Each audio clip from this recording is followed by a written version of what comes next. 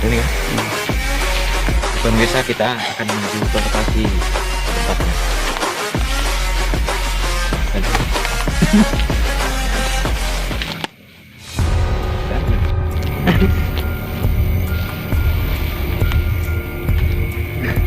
Oke, assalamualaikum warahmatullahi wabarakatuh. Kembali lagi dengan saya di Dwi Pangga Channel ya. Terima kasih untuk semuanya yang menonton video ini, yang menyaksikan video ini, yang sudah support, sudah subscribe.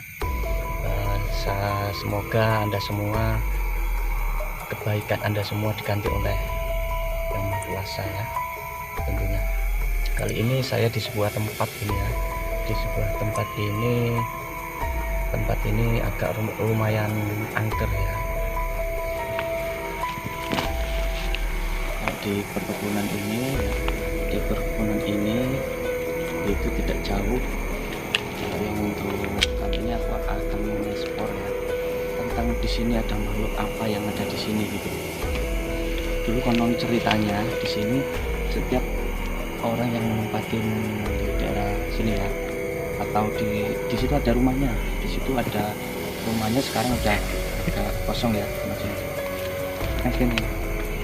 agak kosong sekarang ini, kosong ditempatin berapa orang kali aja kosong. Yang terakhir ini ditempati oleh pegawai, itu dia bekerja di salah satu peternak ayam gitu ya, peternak ayam potong gitu ya, ayam potong di situ. Dan di situ maafnya ngomong, dia telah pulang ke rahmatullah di tempat tersebut.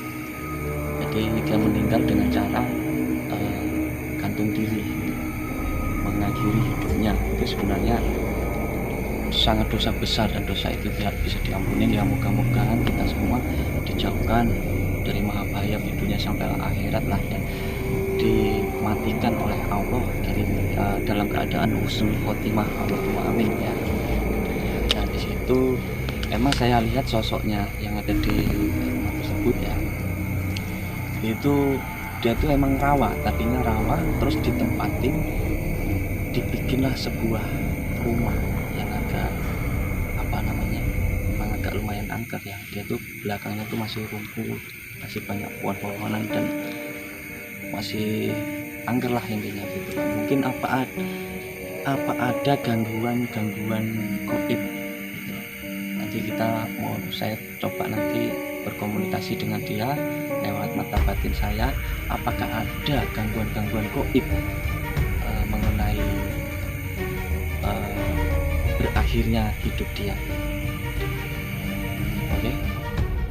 Pemirsa, kayaknya ini ada sosok yang akan datang di sebelah pohon ini, rumput ini. Gimana? Tadi udah dilihat oleh tim kita ya, oleh Mas Nur. Dia tuh melihat sosok di sebelah pohon ini yang saya lihat. Emang ada sosok datang mengarah ke sini, merasa terusik atas kedatangan kami berdua tentunya. Mungkin akan saya tanya dulu.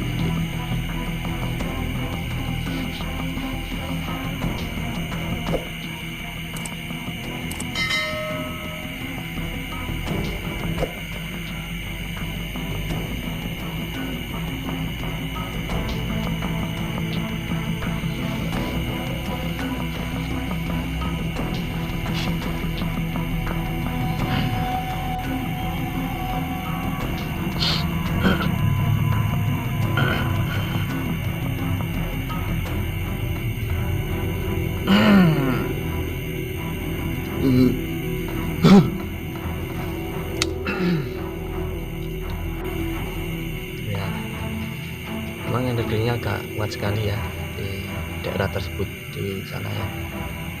Di sini dia datang ke sini, dia sudah saya panggil, dan dia katanya emang ini lokasi saya. Siapa yang nempatin sini harus izin saya, kata dia. Siapa yang nempatin sini harus izin saya. Terus izinnya gimana? Kalau orang-orang awam yang belum tahu gimana? Nah, saya ngomong tadi, apakah ada gangguan dari makhluk kalian, katanya, makhluk goib gitu, mengganggu manusia? Kata dia tidak, kata dia itu karena pikiran dia sendiri. Ya emang benar, ketika ya wallahu alam, hanya Allah yang tahu, ketika seseorang mempunyai banyak pikiran dan beban yang sangat berlebihan ya, ketika itu otak sudah tidak bisa mengontrol, nah, timbullah kejadian-kejadian yang sangat kira-kiranya tidak diinginkan, seperti halnya contohnya mengakhiri hidup dengan cara ya kayak gitu lah. Itu mau dibilang balik intinya. Jadi emang di tempat situ tadi dia itu tinggal tuh saya lihat itu satunya tuh di kolam ya, di kolam itu ada perempuan dan yang itu kayak sejenis apa itu kayak genderuwo, cuma dia tuh pakai kerincing gitu, pakai kerincing di situ. Dia tuh di sini pakai mahkota sosoknya, cuma di pohon, nggak tahu pohon apa tuh, di situ ada pohon durian itu emang gede durian itu. Dan intinya kita coba misah ya, mudah-mudahan ini bisa kita pelajari isi dari video ini. Jadi bila mana kita mempunyai masalah, kita kembali ke Allah ya, kita kembali ke Allah. Jangan kita punya masalah kita lari, contohnya menghilangkan stres kita agar tidak stres, mencari pelampiasan, contohnya seperti minum, seperti mabuk-mabukan, merugikan orang lain gitu loh. Jadi itu malah bukan lepas dari permasalahan, malah menambah permasalahan gitu. Ya kita intinya dekatkan diri lagi kepada Allah intinya, Yang Maha Kuasa, agar dipermudahkan permasalahannya di dalam hidup kita, ya kan. Intinya yaitu tadi, agar kita semua dijauhkan dari bahaya di dunia wal akhirat. Jadi kalau punya permasalahan kita tuh curhat, kita dekatkan diri, curhat kepada Allah gitu, mencari jalan keluarnya gitu. Pasti Allah akan menunjukkan, pasti, insya Allah Allah akan mengarahkan kita. Kalau kita mendekatkan diri kepada Dia gitu, otomatis Allah akan mengarahkan kita ke hal-hal yang positif tentunya. Contohnya kita bisa keluar dari permasalahan tersebut. Itu nggak tahu masalah hutang piutang, bisa jadi masalah keluarga, masalah saudara, masalah kerabat gitu loh. Jika kita bertobat dan mendekatkan diri kepada Allah, insya Allah itu Allah akan mengarahkan kita ke jalan yang lurus, yang baik intinya. Oke pemirsa, malam ini saya akhiri ya. Kali ini emang pengen sih buat konten gitu, nggak mediatoran aja. Kalau mediatoran aja badannya capek. Dan saya tuh pernah menarik siapa yang mau jadi mediator, itu ada 3 anak ya, 3 anak, Mas Ijul, Mas Edi, dan Mas Ongki ya. Itu dia pernah jadi mediator dan sekarang ini udah nggak mau lagi, nggak tahu nggak maunya kenapa gitu. Mungkin dia tuh pertamanya mungkin dikira settingan apa beneran kalau mediatoran apa gimana gitu, saya nggak tahu. Tapi ya setelah itu saya bertanggung jawab, udah tak tutup lagi mata batin.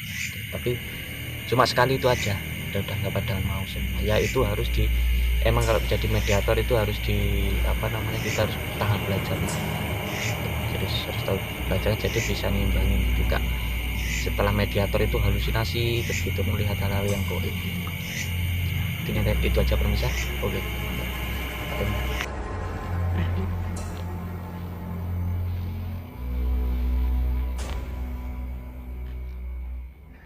Kayaknya